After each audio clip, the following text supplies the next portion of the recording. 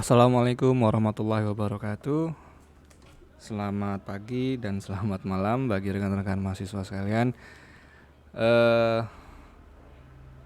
Baik, pada kesempatan kali ini perkenalkan, saya Aldara Harja. Saya salah satu tim teaching dari mata kuliah riset teknologi informasi. Jadi kami di sini ada tiga orang yang akan menghandle atau ya mengajar salah satu mata kuliah yang saya bilang cukup penting ya terkait tugas akhir kalian, yaitu riset teknologi informasi.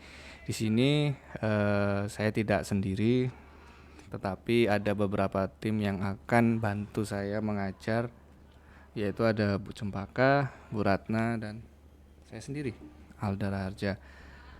Baik, tidak usah terlalu lama. Baik, ini materi yang pertama ya rekan-rekan. Jadi tentang pengantar riset. Baik, pengertian riset atau bahasanya itu research, bahasa Inggris dari bahasa Inggris sebenarnya research ya, kemudian ke Indonesia jadi riset. Ya, itu pemahamannya kurang lebih eh, ada kata re dan ada kata search di sini ya. Re itu artinya seperti kembali atau reset atau rewind gitu ya. Rewrite itu kembali. Jadi artinya search, sementara search artinya mencari atau meneliti atau ya kurang lebih mencari ya. Jadi mencari kembali atau ibaratnya meneliti kembali.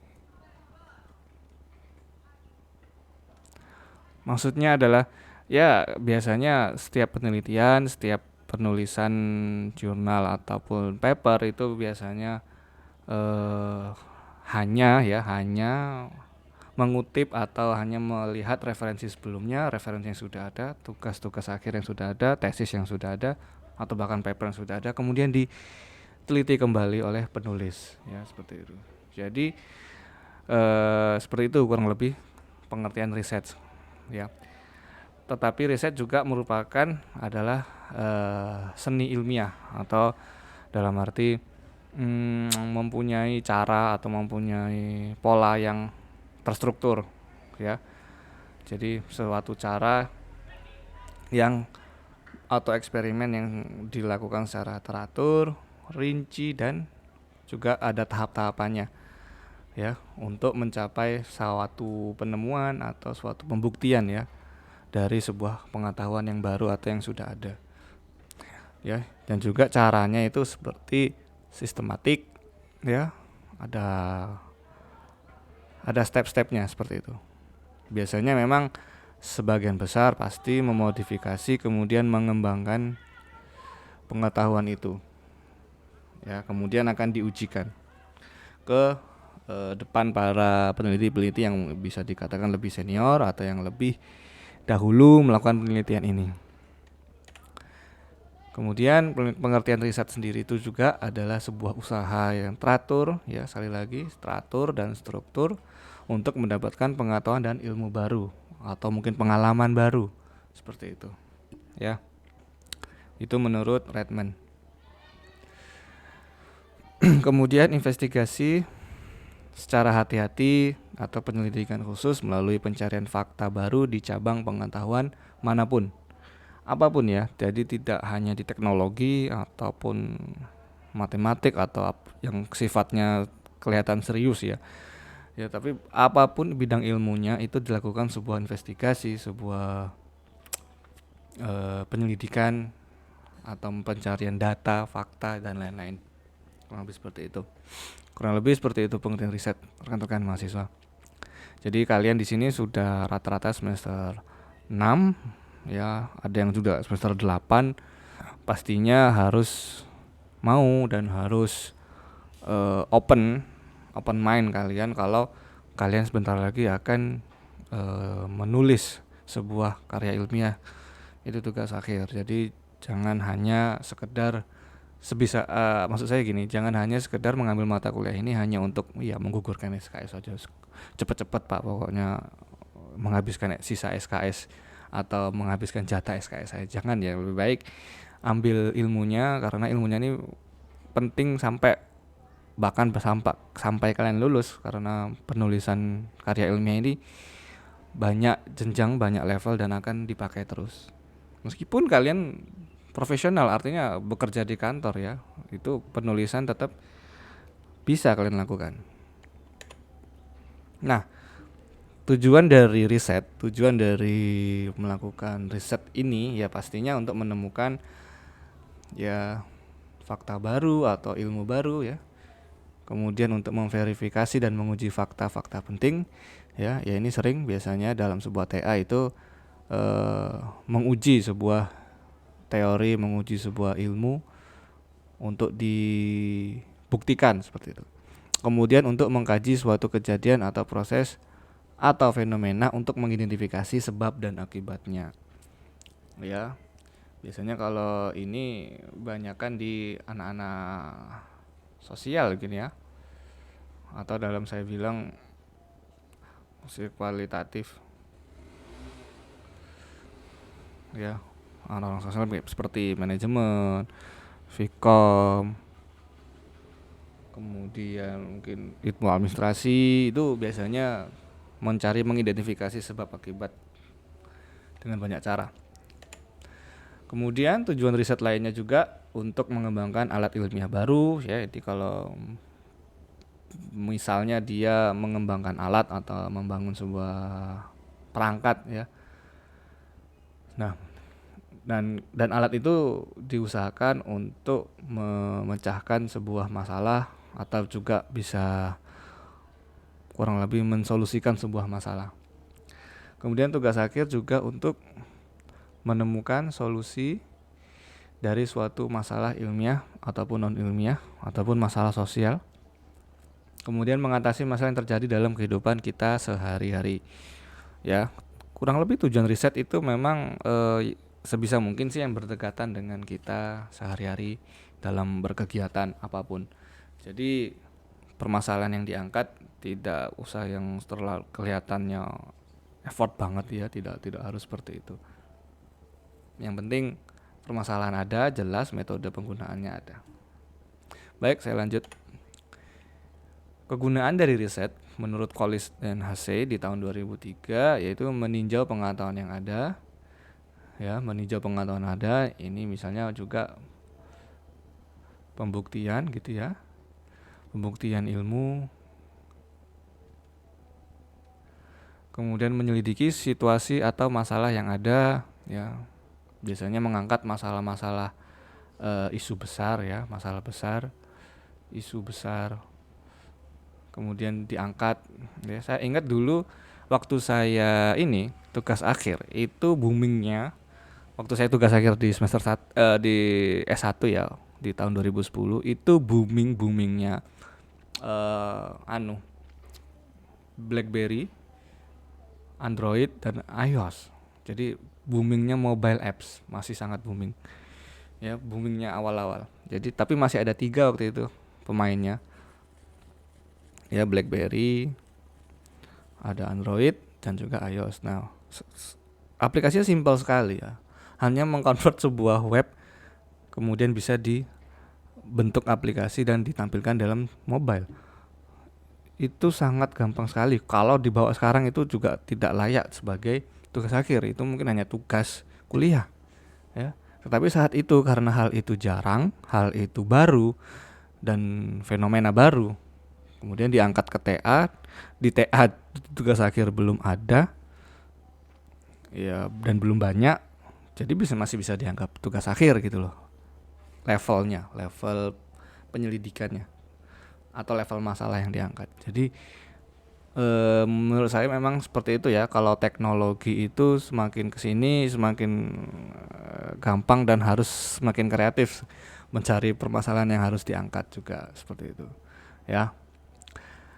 Nah, kemudian juga kegunaan riset itu adalah pastinya untuk menyelesaikan solusi, untuk memberikan solusi dari sebuah masalah yang ada ya. Kemudian menjelajahi dan menganalisis lebih banyak masalah umum juga ya, seperti itu. bisa tentang masyarakat, keadaan sosial masyarakat saat ini, itu bisa diangkat macam-macam. Kemudian juga membangun atau membuat prosedur atau sistem baru, ya. Ini biasanya membangun sistem yang sifatnya smart, ya, seperti itu kalau di bidang saya. Kemudian juga menjelaskan fenomena baru, ya, ini waktu itu mungkin yang saya maksud ketika saya S1 itu ada BlackBerry, kemudian Android, kemudian iOS. Ini di tahun 2009,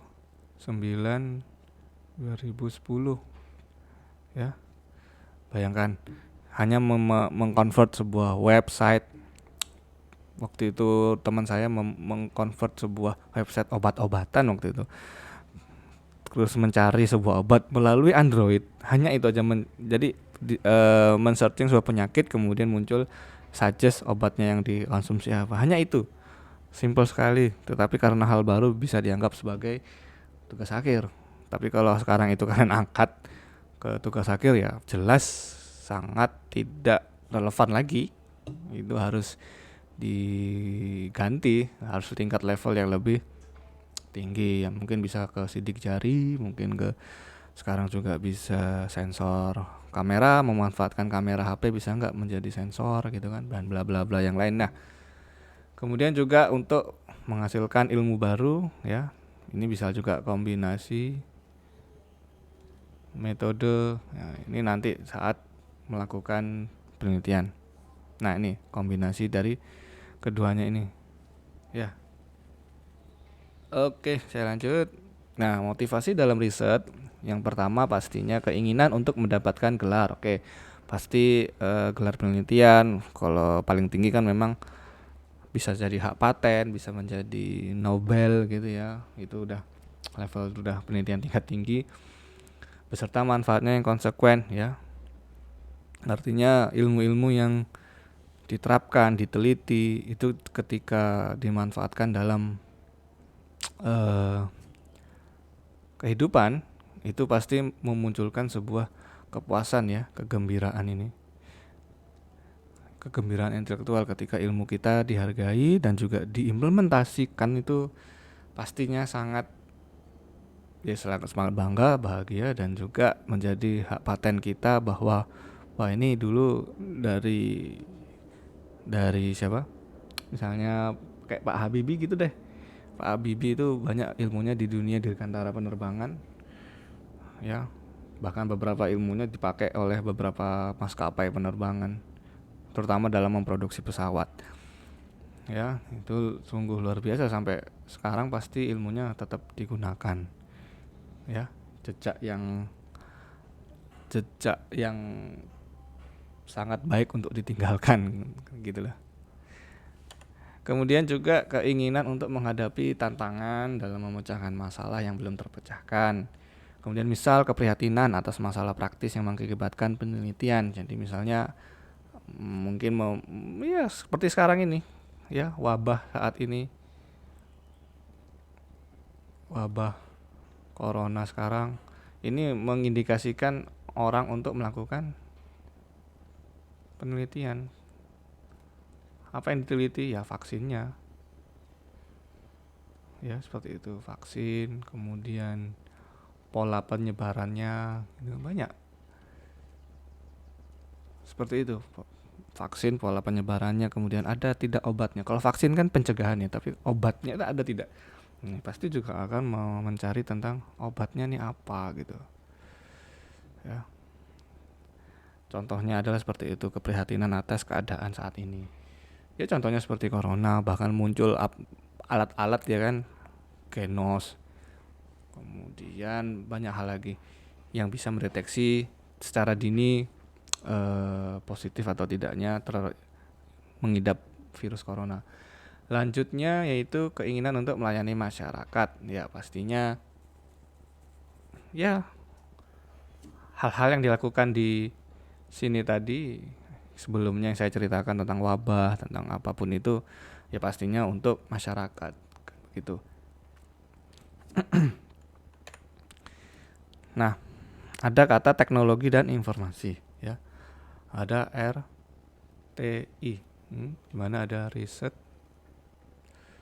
dan TI, ya. Teknologi informasi. Teknologi sendiri artinya adalah, ya, pengembangan dan aplikasi dari alat, mesin, material dan proses yang menolong manusia menyelesaikan masalahnya, ya. Jadi teknologi tidak hanya ya laptop, ya tidak hanya komputer, tapi banyak hal, ya. Bahkan teknologi pertanian itu ya tidak tidak begitu menyinggung ini, tidak menyinggung perangkat, ya. Teknologi tidak hanya sebuah perangkat tapi juga bisa menjadi ide, ya, atau proses, ya, hal yang baru, ya. Contohnya teknologi pertanian atau teknologi pangan atau teknologi pertanian itu seperti misalnya kol atau labu gitu, ya, kemudian diolah menjadi sebuah makanan yang value-nya menambah value dari sebuah bahan baku yang kalian anggap mungkin labu hanya dilodeh gitu, ya. Itu bisa menjadi sebuah value yang lebih dari sekedar sayur lodeh misalnya, seperti itu, ya. Banyak hal-hal teknologi yang tidak menyinggung tentang aplikasi atau alat, ya. Kemudian informasi. Nah, informasi ini adalah hasil proses dari sebuah data yang sudah diproses. Jadi ada input,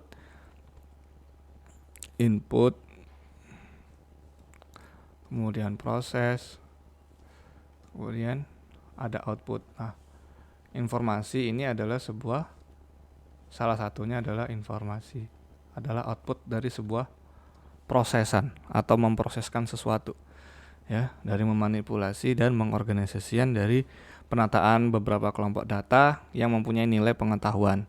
Artinya di sini ya ini data raw mungkin, ya, atau data, kemudian ada buku, ada pustaka ilmu. Hal ini diproses di sini dalam sebuah proses gitu, ya. Kemudian menghasilkan sebuah output, di mana outputnya yang bisa kita katakan informasi, muncul sebuah saran informasi, ya, biasanya di dalam kesimpulan, di dalam hasil tugas akhirnya itu sendiri ada sebuah informasi pastinya. Oh, ketika saya tambahkan ini hasilnya ini. Oh, ketika saya kurangi ini hasilnya begini. Begitu terus, dan itu harus terdokumentasi di dalam sebuah laporan, ya. Saya lanjut. Nah, sementara riset teknologi informasi, saya bilang katakan tadi riset, penelitian, atau saya bilang mengatakan lebih ke meneliti ulang, ya. Meneliti ulang atau meneliti kembali sebuah, ya, teknologi informasi yang ada gitu loh. Seperangkat alat yang membantu Anda bekerja dengan informasi dan melakukan tugas-tugas yang berhubungan dengan pemrosesan sebuah informasi. Jadi RTI ya jelas penelitian kembali yang berkaitan dengan teknologi informasi, ya. Teknologi informasi. Nah, banyak hal. Jadi saya katakan di awal tadi kalau menulis sebuah karya ilmiah, menulis paper apapun itu tidak harus orang-orang di dunia pendidikan, ya. Mungkin saat ini kalian memang saat ini untuk menggapai atau menjajaki sebuah level sarjana, ya. Nah, lingkupnya atau saya bilang level tugas akhirnya itu masih di dunia, ya, mengaplikasikan ilmu, mengkaji sebuah ilmu atau membuktikan sebuah ilmu, kemudian merancang atau membuat desain, ya, memanfaatkan iptek dan menyelesaikan sebuah masalah atau penyelesaian masalah real, seperti itu. Itu sudah cukup mendapatkan level sarjana untuk sarjana sendiri. Kemudian juga ada magister, ya. Ini untuk level S2 biasanya sudah ada inovasi, penggabungan menggabungkan ilmu ya, biasanya juga menggabungkan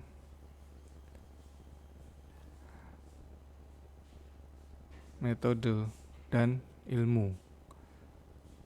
Bahkan di sini juga sudah mungkin multidisiplin.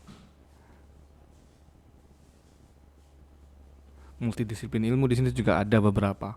Ya karena saya S2-nya juga waktu itu manajemen, tetapi saya combine dengan AHP itu waktu saya S2. Jadi dua hal yang berbeda, di mana saya menggunakan SWOT, pemilihan strategi, berbau dengan company, perusahaan, strategi, memilih strategi, kelemahan, mendeteksi kancaman, tetapi dikombin dengan AHP. Jadi memang menghitung waktu itu juga saya. Kemudian S3 atau di level doktor ya. Ini sudah bermacam-macam ya. Melakukan pendalaman dan perluasan iptek dan melakukan riset di multi transdisiplin. Ini sudah sangat-sangat cross ya, multidisiplin di sini. Contohnya saat ini itu dunia apa ya? Saya bilang dunia informatika itu menggabungkan, sekarang ini lagi rame biomedik, orang bilang ya, biomedis atau biomedik. Jadi menggabungkan kesehatan ya,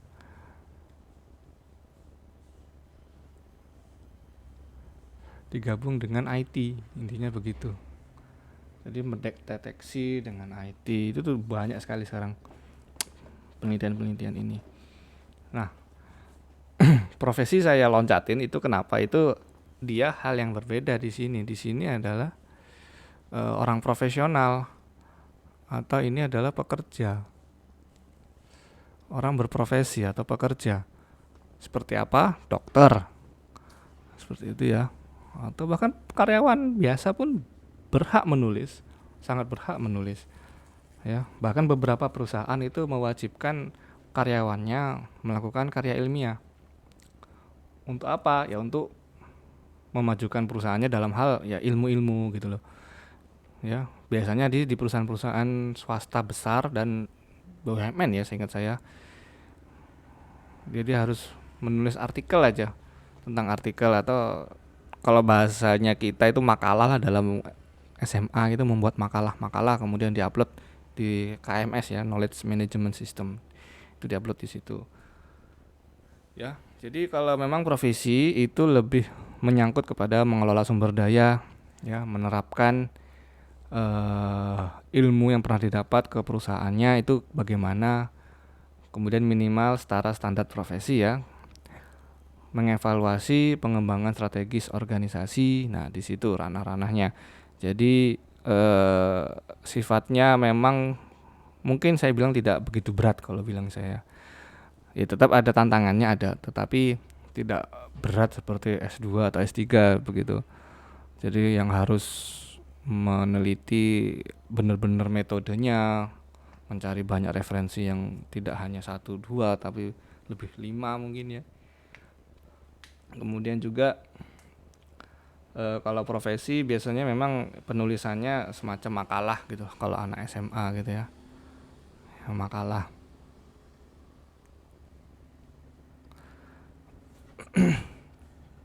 Tetapi bukan berarti ketika kalian kerja itu kalian menutup dan tidak pernah menulis ya. Ya mungkin eh, hal-hal seperti itu kadang masih jarang kalau di Indonesia. Tapi kalau di luar negeri beberapa perusahaan besar itu mewajibkan mungkin berapa bulan sekali ada tulisan-tulisan dari karyawannya. Untuk apa? Tapi yang berkaitan dengan perusahaannya ya.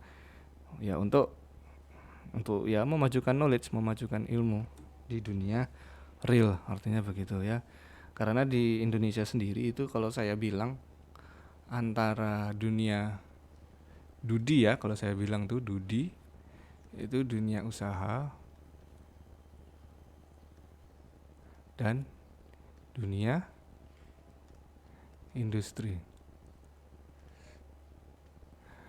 Dengan pendidikan apapun itu, ya, baik itu perguruan tinggi, sebuah lembaga, LSP mungkin atau apapun dan lain-lain ya, ini belum sinkron di Indonesia ya. Ini sangat-sangat masih jauh dari sinkron. Artinya bagaimana? Maksudnya di sini sedikit intermezzo aja sih dari saya. Artinya kalau di dunia luar negeri seperti ya negara-negara maju ya, anggap Amerika gitu ya, yang punya Google, Apple, Microsoft dan lain-lainnya, itu sangat memerlukan pendidikan, sangat memerlukan PT di situ, dalam arti saya katakan di situ ya. Perguruan tinggi khususnya. Contohnya begini, ketika ada Google melakukan semacam riset atau apa, atau mungkin melakukan sebuah kegiatan magang untuk PT-nya, jadi akhirnya mahasiswa pun mendapatkan ilmu baru dan si perusahaan itu juga diuntungkan sebenarnya. Artinya ya perusahaan tidak harus bayar lebih untuk sebuah human resource ya, sumber daya manusia yang dianggap kompeten melakukan riset itu ya. Tetapi pendidikan pun mengeluarkan sebuah perguruan tinggi itu akhirnya kan bisa mengeluarkan sebuah paper, sebuah karya ilmiah yang cukup baik, hal baru dan levelnya tinggi gitu loh. Jadi di dunia luar dan pendidikannya itu jalan. Jadi dudinya untung, pendidikan juga untung. Jadi saling menguntungkan. Di sini mendapatkan mungkin Nobel gitu ya, Nobel ataupun karya ilmiah. Tapi yang levelnya tinggi di sini mendapatkan teknologi baru, hal baru, riset baru. Dan ini saling menguntungkan gitu. Di dunia industrinya tidak perlu membayar besar-besar, tetapi di dunia pendidikannya juga mendapatkan tema baru atau hal yang harus diteliti tapi itu baru. Sehingga ya tulisan-tulisan luar negeri itu masuk ke, kalau di dunia pendidikan itu ada namanya jurnal-jurnal yang levelnya sangat ibaratnya sulit untuk dimasuki gitu ya. Dan itu bisa mendapatkan hak paten bahkan. Oke, saya lanjut, cukup intermezzonya ya. Saya lanjut. Nah, ini komparasi sebuah judul ya. Komparasi sebuah judul penelitian antara D3, S1 dan S2. Komparasinya seperti ini.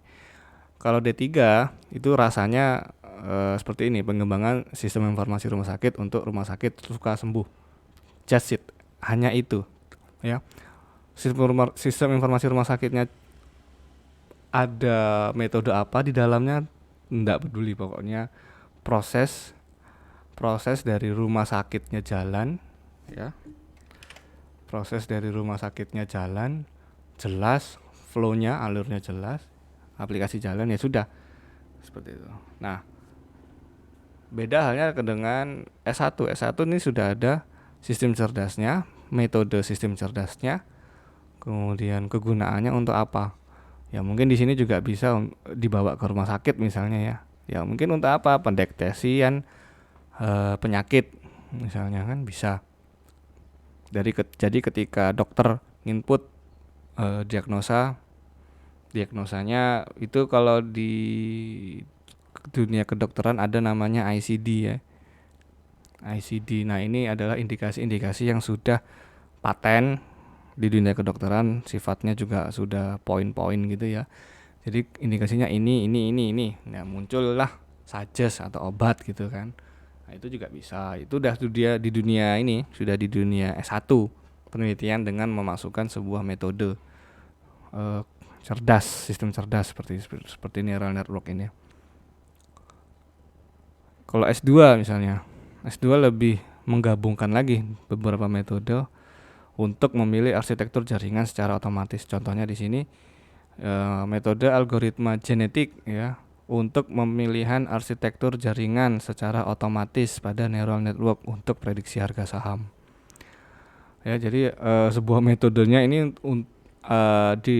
diterapkan untuk memilih arsitektur dari metode yang akan digunakan berikutnya. Jadi lebih lebih rumit mungkin, pasti lebih rumit, tetapi ya karena juga level S2 ini ketika selesai ini bisa mengembangkan teori, bahkan ada muncul ilmu baru mungkin atau kontribusi baru. Ya, ada kontribusi ke teori dan metodenya. Oh, ternyata bisa nih dijoinkan. Bahkan pemilihan jaringan neural network-nya lebih baik untuk pemrosesan prediksi harga saham, misalnya seperti itu. Ya. Nah, kemudian langkah-langkah penelitian ilmiah ya. Memang dikatakan kalau sepakati tadi penelitian itu sifatnya teratur, sistematik ya. Dan bertahap. Jadi yang pertama adalah tentukan bidang ya. Kemudian masalahnya. Nah, tentukan bidang dan topik penelitian ini penting ya. Karena masalahnya yang diangkat nanti pasti berkaitan dengan bidangnya. Dan ini saling berkaitan pastinya. Bahkan sampai ke belakangnya nanti pasti berkaitan. Ya seperti bidangnya saya misalnya sistem cerdas atau data analis, itu bidangnya yang saya ambil sistem cerdas, topiknya misalnya forecasting atau peramalan, atau mungkin bisa data warehouse, atau bisa tentang apa ya, pemilihan alternatif, biasanya saya itu di situ alternatif SHP, SAW seperti itu. Nah, kemudian masalah yang diambil pastinya berkaitan dengan apa yang saya ambil di bidangnya tadi. Contoh SAW atau AHP ya, berarti mungkin masalah yang saya angkat adalah bagaimana memilih sebuah pegawai terbaik, bagaimana memilih strategi yang muncul ketika ada masalah-masalah tertentu ya, seperti itu. Kemudian setelah muncul masalah dan sepakat diangkat masalahnya, kemudian cari literaturnya ya, literatur yang menyangkut dengan bidang kita yang kita ambil tadi. Kemudian pengumpulan data. Nah, pengumpulan data ini saya ingin nyampaikan kalau mencari data itu ada dua tipe ya. Ya, ada dua tipe. Yang pertama adalah data primer, yang kedua adalah sekunder. Primer itu apa? Primer itu kalian dapatkan dari narasumber ya, kemudian survei langsung, kemudian data-data dari objek penelitiannya ya, dari perusahaan atau lembaga ya.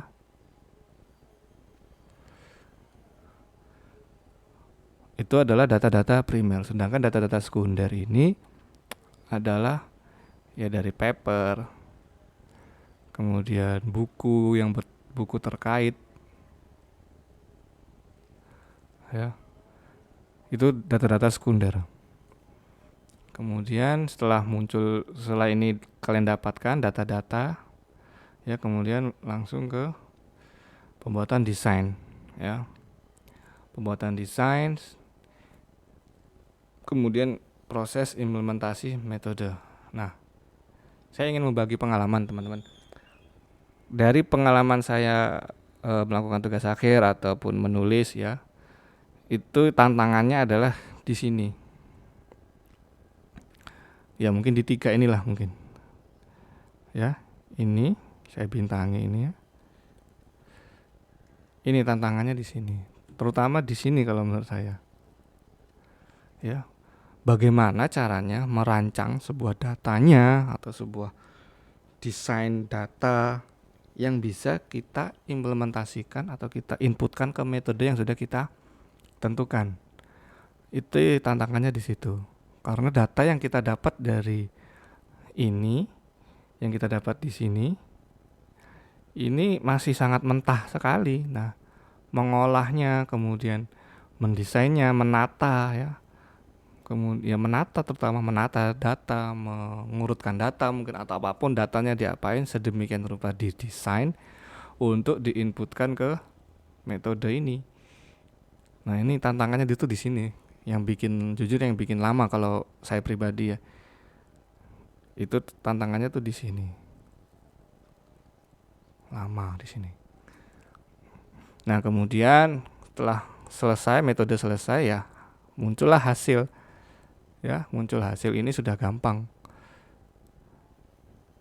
Ya, tinggal ya menulis saja apa hasilnya, apa adanya menulis, tetapi dengan bahasa ilmiah. Ya, setelah hasil keluar, ya ditulis penemuannya apa, keluar hasil apa, errornya tadi apa, errornya tadi saat melakukan apa. Oh, ketika berhasil apa yang dilakukan sebelumnya apa kok yang tadi error kemudian jadi berhasil. Itu disusun dalam laporan. Ya, di sini tentunya bahasa ya bahasa ilmiah ya, bukan berarti asal-asalan. Ya tadi aku tak ngenek loh. Ya, itu ya nggak mungkin lah ya, tapi pasti bahasa-bahasa ilmiah yang rapi, sifatnya objektif ya. Penulisan ilmiah itu sifatnya objektif ya, bukan subjektif. Kalau subjektif terasa eh, opini jadinya, bukan sebuah karya ilmiah. Baik, jadi itu adalah langkah-langkah penelitian ilmiah. Jadi di dalam mata kuliah ini sekali lagi teman-teman semua sudah semester 6, semester 8.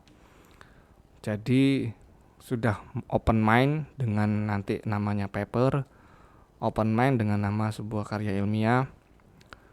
Bahkan nanti tugasnya dari kami bertiga, Bu Ratna dan Bu Cempaka, dan saya sendiri nanti adalah ya mengulas paper, meresum paper. Kalian juga bisa harus mengidentifikasi masalah dari sebuah karya ilmiah, dari paper, ataupun penulisan lainnya. Itu harus mampu jeli melihat masalah yang dimasukkan di dalam karya tulis itu apa, kemudian metode yang digunakan apa, kemudian pelan-pelan kalian mengetahui step-step yang dilakukan itu apa, hasilnya bagaimana, ya seperti itu. Nah, kurang lebih itu dulu pertemuan pertama ini, materi yang pertama ini. Mohon maaf bila ada salah dari saya. Wabillahi taufik wal hidayah. Wassalamualaikum warahmatullahi wabarakatuh.